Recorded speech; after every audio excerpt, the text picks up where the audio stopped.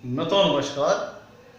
मैं सुधीर श्रीवास्तव ज्योतिष अनुसंधान केंद्र में आपका स्वागत करता हूं। मित्रों, आप लोगों ने मेरे चैनल को अगर अभी तक सब्सक्राइब नहीं किया है तो जल्द सब्सक्राइब करें ताकि मेरे आने वाले नए एपिसोड और वीडियोस की सबसे पहले आपको जानकारी मिल पाए।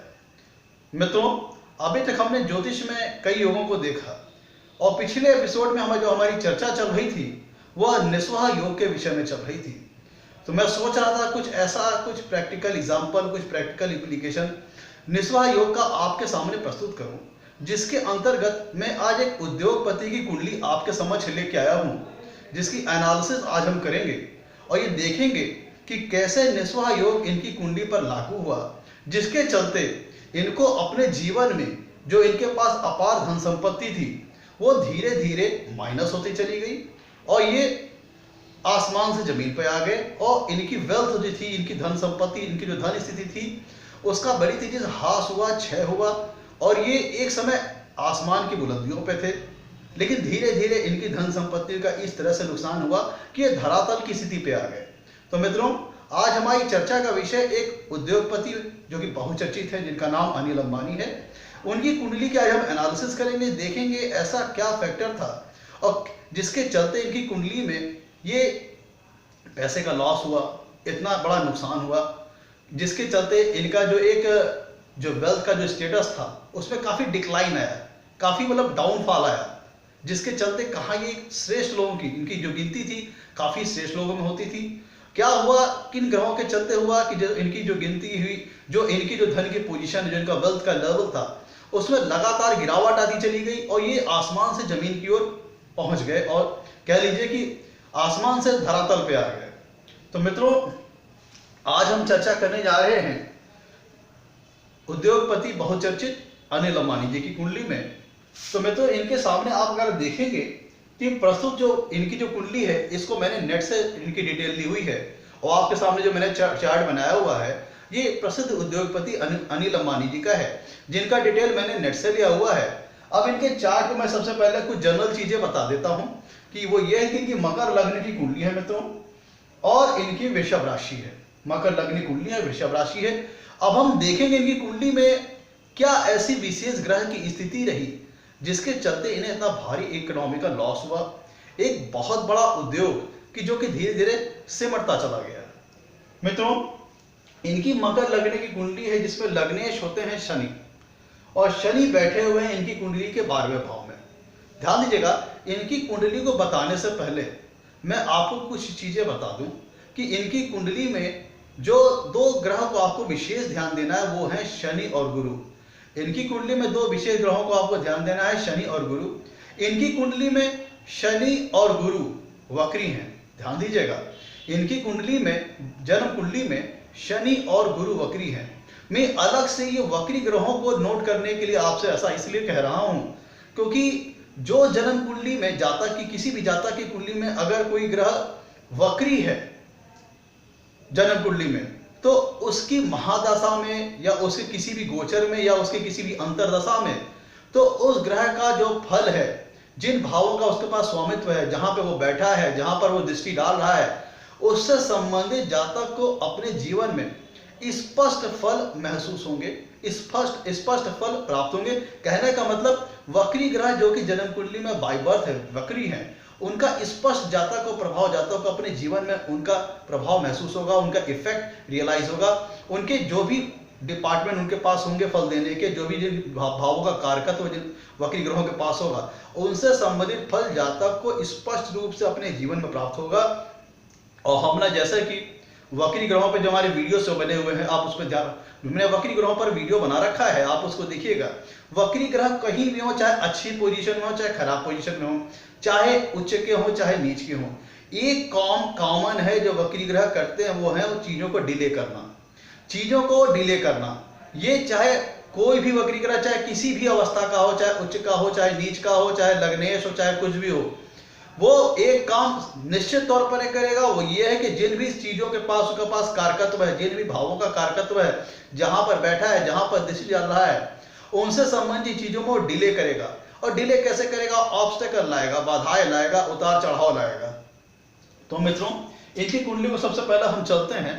इनकी कुंडली में लग्नेश, ध्यान दीजिएगा, इनकी कुंडली में लग्नेश और धनेश होते हैं शनि। इनकी कुंडली में लग्नेश और धनेश है शनि, और बैठे कहाँ हैं? कुंडली के 12वें भाव में। कुंडली के 12वें भाव में बैठे हैं। तो मित्रों हमें पता है कि कुंडली का जो 12वां भाव होता है वो एक त्रिक भाव है, लॉस का हाउस है। वहां पे किसी भी ग्रह का जाने का मतलब यह हुआ कि जातक को उस ग्रह के पास जिन भी भावों का कारकत्व होगा उनसे संबंधित लॉसेस या उनसे संबंधित कुछ स्ट्रगल जातक को अपने जीवन में प्राप्त होगी।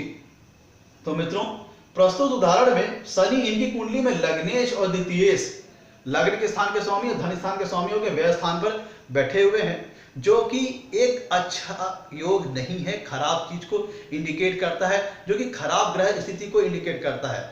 अभी हमने पिछले एपिसोड में निस्वह योग के ऊपर चर्चा की थी, जहां पर हमने कहा था कि अगर दूसरे भाव का स्वामी 6, 8 छठवें भाव में या 8वें भाव में या 12वें भाव में चला जाए तो निस्वह योग का निर्माण होता है, जिसके अंतर्गत जातक को वेल्थ से लॉस उठाना पड़ता है।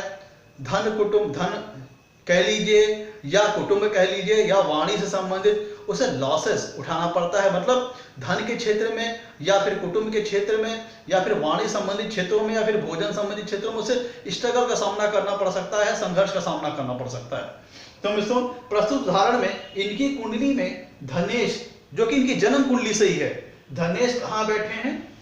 व्यय हाउस में, 12वें घर में बैठे हुए हैं, लग्न से 12वें घर में बैठे हुए हैं। तो ये तो पहले ही क्लियर हो गया कि धनेश की स्थिति कुंडली में अच्छी नहीं है। चलिए ठीक है, यहाँ पे धनेश की कुंडली में स्थिति अच्छी नहीं, यहां से स्पष्ट हो गया। लेकिन जो ज्यादा दिक्कत वाली बात है वो ये है कि यहां पर शनिदेव वक्री हैं। शनिदेव वक्री, और मैंने ये बताया आपको कि वक्री ग्रहों का जो भी फल होगा, जिन भी भावों का कारकत्व इनके पास होगा, जहां भी ये बैठेंगे, जहां भी ये दृष्टि डालेंगे, उससे संबंधित जो भी फल होगा वो जातक को अपने जीवन में स्पष्ट रूप से महसूस होंगे। ध्यान दीजिएगा, बहुत जरूरी बात बता रहा हूं कि जिन भी ग्रहों, जो भी वक्री ग्रह जन्म कुंडली में स्थित हैं, उनके जिन भी भावों के कारकत्व हैं, जहां भी बैठे हैं, जहां पर दृष्टि डाल रहे हैं, उनसे संबंधित फल स्पष्ट रूप से अपने आप को जातक को जीवन में प्रतीत होगा, इफेक्ट उनको महसूस होगा। मित्रों अगर हमारी कुंडली में कोई खराब योग बन रहा है, मान लीजिए कि अगर यहाँ पे निस्वह योग ही बनता, लेकिन अगर शनिदेव वक्री नहीं होते और अगर किसी प्रकार के कुंडली में अच्छे अच्छे राजयोग बन रहे हैं, तो हो सकता है कि निस्वह योग का जो कुंडली में खराब योग बन रहा है उसके काफी खराब इफेक्ट को वो राजयोग न्यूट्रलाइज कर ले जाए, कम कर ले जाए। लेकिन प्रस्तुत उदाहरण में यहाँ पे शनिदेव लग्नेश भी हैं और धनेश भी हैं, और बैठे कहाँ पे हैं? 12वें घर में, जो कि त्रिक भाव है, नुकसान का घर है, लॉस का हाउस है।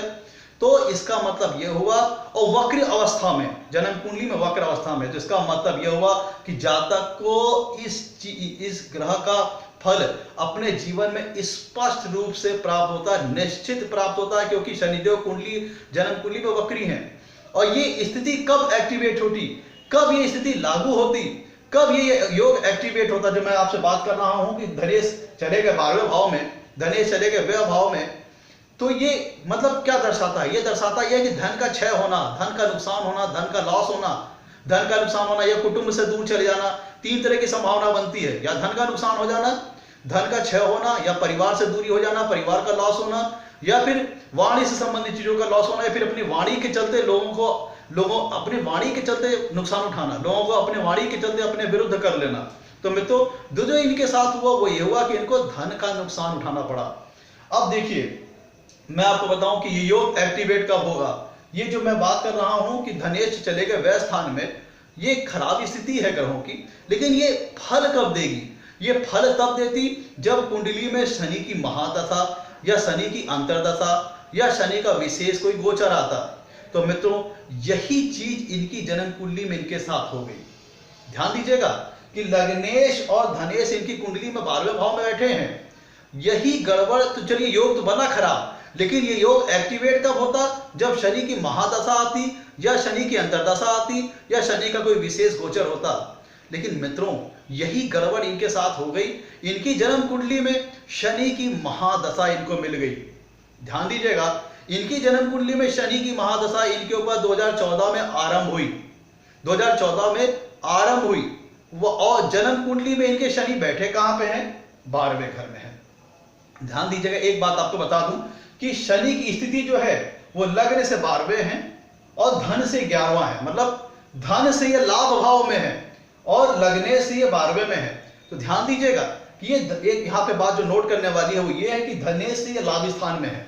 धने से लाभ स्थान में होने का मतलब और लग्ने से 12वें होने का मतलब क्या हुआ कि धन का क्षय होना, धन का नुकसान होना। लेकिन ये धने से 11वें भी है, लाभ स्थान में भी है, तो इसका मतलब ये होता है कि जहां तक धन का व्यय करेगा, नुकसान करेगा, लॉस करेगा। लेकिन धन का लॉस कब करेगा, धन का व्यय कब करेगा? जब उसके पास धन होगा, धन आएगा तभी तो उसका नुकसान करेगा, तभी तो उसका लॉस करेगा। इसका मतलब मित्रों यहाँ पे ये होता है कि पहले जातक को अपने जीवन में धन प्राप्त होगा तभी वो उसका नुकसान हो पाएगा, उससे तभी से उसका धन का लॉस हो पाएगा।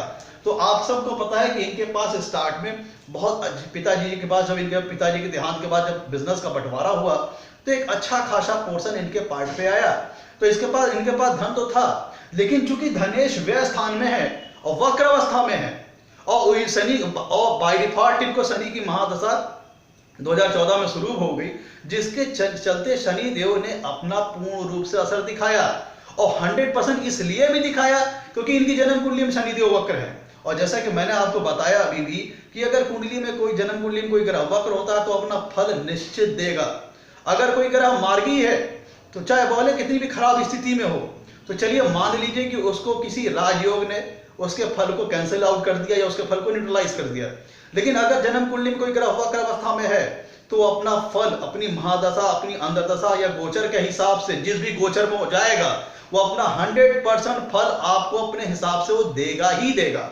तो मित्रों, इनके ऊपर 2014 में शनि की महादशा शुरू हो गई, तो इनका ये जो योग था कि दूसरे भाव का स्वामी चला गया 12वें भाव में, निस्वा योग का जिसका निर्माण हो गया, वह योग एक्टिव हो गया, सक्रिय हो गया। और ये विशेषकर ज्यादा नुकसानदायक तब हो गया कि जब शनिदेव गोचर में धनु राशि में आए, तब ये योग विशेषकर एक्टिव हो गया। ऐसा विशेष ध्यान दीजिएगा, शनिदेव जब इनकी कुंडली में तो धनु राशि में ऑलरेडी बैठे हुए हैं, और जब शनिदेव हमारे गोचर में धनु राशि में आए तब इनके लिए ये वो विशेष नुकसानदायक हो गए। जो 2.5 साल इन्होंने शनिदेव ने गोचर में धनु राशि में लिया वो इनके लिए विशेष नुकसानदायक रहा। क्यों? पहले तो लग्नेश और धनेश 12वें भाव में बैठे हैं, वक्र अवस्था में बैठे हैं, तो वक्र अवस्था का मतलब वो धन से संबंधित क्षेत्रों में संघर्ष कराते ही कराते।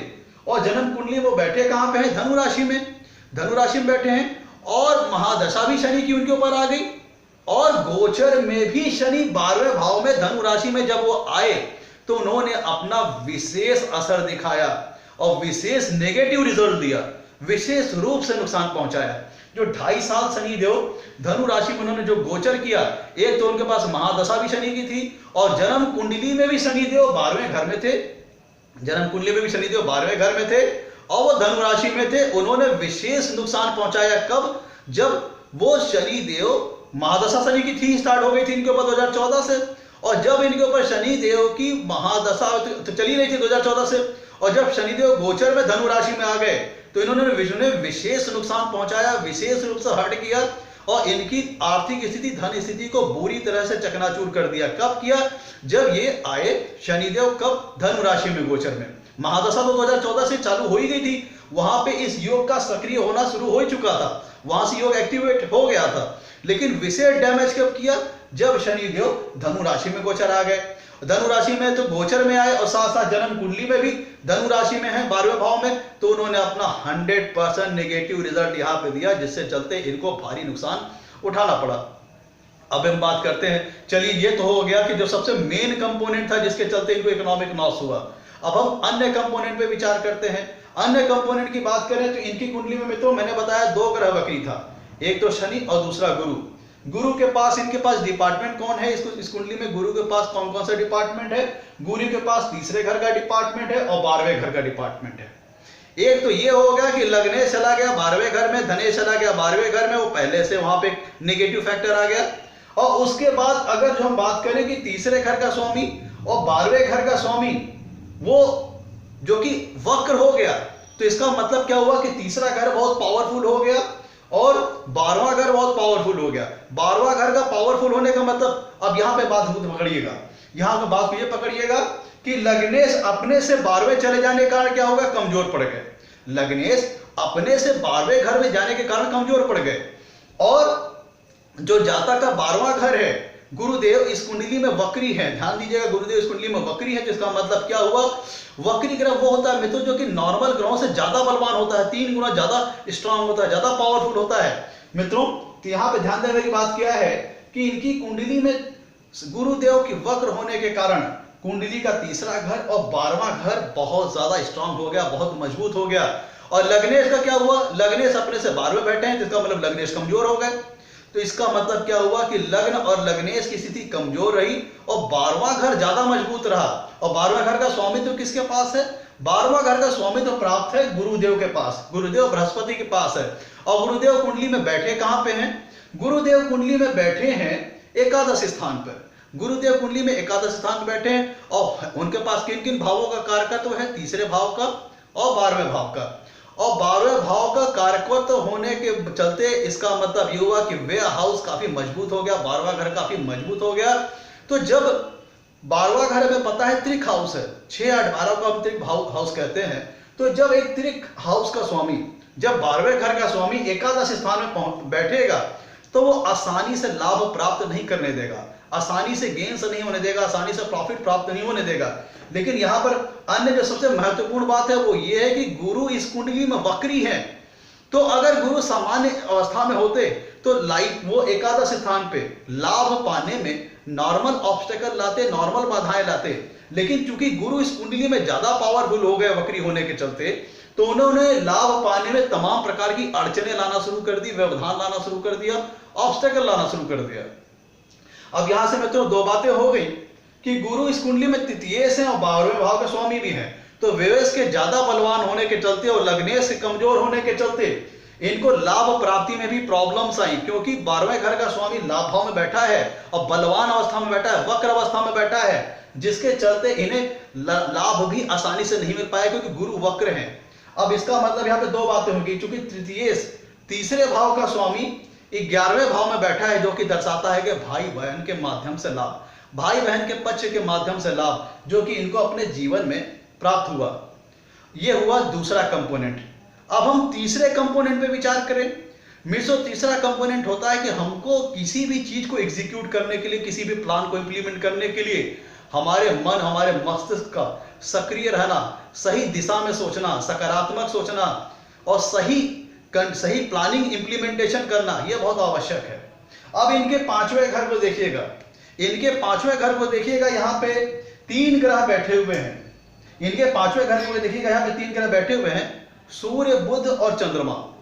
सूर्य, बुध और चंद्रमा 3 ग्रह यहाँ पे बैठे हुए हैं। अब ध्यान दीजिएगा, इनके 5वें घर पे जो कि इनका बुद्धि का स्थान है, 5वां घर होता है मित्रों ब्रेन का, बुद्धि का।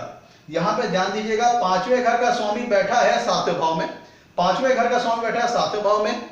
और 5वें घर पे जिनकी निगाह डालेगा, मैं जो तीसरा व्यवधान आया, मैं तीसरे कंपोनेंट के बारे में बता रहा हूं जो कि ऑब्स्टेकल का कारण बना, कि इनके 5वें घर पे देखिएगा, यहां पे बुध, सूर्य और चंद्रमा बैठे हैं। सूर्य इनकी कुंडली में क्या है, ध्यान दीजिएगा, सूर्य इनकी कुंडली में अष्टमेश है। मकर लग्न में सूर्य अष्टमेश हो जाते हैं, मकर लग्न की कुंडली में सूर्य अष्टमेश होकर के 5वें भाव में बैठे हैं। मैं जो कंपोनेंट्स बता रहा हूं उसको ध्यान दीजिएगा, सूर्य अष्टमेश होकर 5वें भाव में बैठे हैं, बुध षष्ठेश होकर के, षष्ठेश और नवमेश होकर 5वें भाव में बैठे हैं, बुध षष्ठेश और नवमेश होकर के 5वें भाव में बैठे हैं। और जो 12वें भाव का स्वामी है अर्थात गुरु, 12वें भाव का तीसरे भाव का स्वामी है गुरु, उसकी 7वीं पूर्ण दृष्टि 5वें भाव पर आ रही है। ध्यान दीजिएगा, गुरु की 7वीं पूर्ण दृष्टि 5वें भाव पर आ रही है और गुरु की 9वीं पूर्ण दृष्टि पंचमेश के ऊपर आ रही है।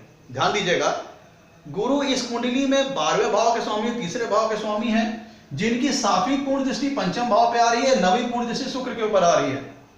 तो इसका मतलब क्या हुआ कि 5वें भाव के ऊपर 6ठे भाव के स्वामी का भी प्रभाव है, 8वें भाव के स्वामी का भी प्रभाव है और 12वें भाव का भी स्वामी का भी प्रभाव है।